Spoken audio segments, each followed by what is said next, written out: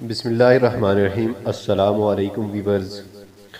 2-3 روز سے social media پر ایک خبر عام ہے کہ سید علی گیلانی کا انتقال ہو چکا ہے۔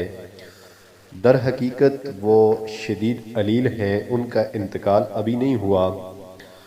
آئیے آپ کو تعارف کراتے ہیں اس مجاہد آزادی کشمیر کا۔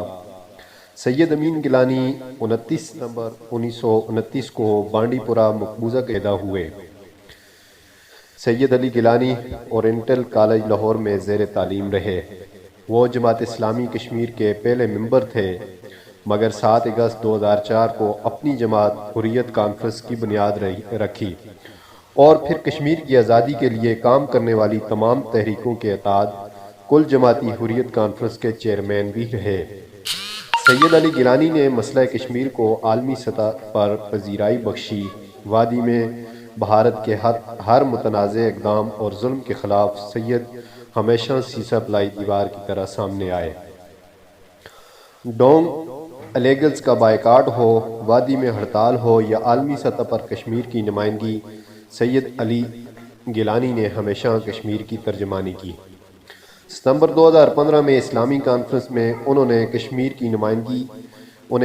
کی نمائندگی دی گئی اور جہاں تمام اسلامی ممالک نے ان کے موقف کی حمایت کی۔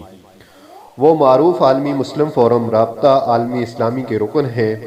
وہ یہ رکنیت حاصل کرنے والے پہلے کشمیری ہیں۔ ان سے قبل سید مودودی اور سید ابو الحسن علی ندوی جیسی شخصیات برصغیر سے اس فورم کی رکن رہ چکی ہیں۔